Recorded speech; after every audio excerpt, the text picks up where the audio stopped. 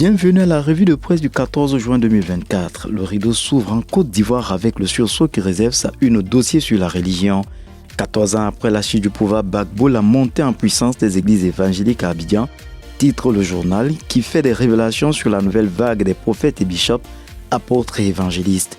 Toujours en une, le sursaut parle de l'ADC.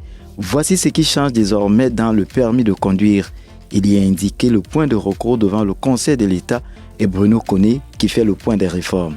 L'essor ivoirien, quant à lui, s'intéresse à la coopération Côte d'Ivoire-Cap-Vert. En titre, le journal affiche Big Togo qui échange avec le président Maria Pereira Neves. Sur le sillage de la présidence, l'essor ivoirien indique ce que Ouattara va faire en Suisse. Nouvelle génération en perspective de l'adresse de Ouattara à la nation mardi prochain parle en grande une de ces grosses attentes qui pourraient être déçues. Sur la modification du code électoral, le journal évoque ce que la société civile prépare.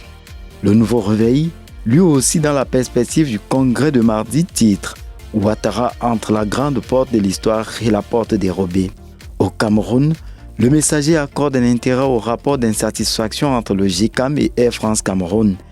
Indignation patronale s'exclame doublement en une le journal qui indique que Célestin Tawamba, le président du groupement patronal du Cameroun, dénonce auprès du directeur de Air France Cameroun les conditions déplorables des vols, de la vétusté des avions, du coût anarchique des billets et de l'insécurité des passagers. C'est à lire en page 4. Le messager, en première de couverture, évoque aussi le transfert des fonds à la SEDEC et souligne que les retardataires sont sur le grill. Il y a indiqué que le patron du SEDEC annonce des mesures de recouvrement forcées contre les établissements de crédit qui n'ont pas respecté l'échéance légale. Le jour en sport fait un arrêt sur la rétrogradation de la KSA avec Gilbert Kadi qui crie au complot.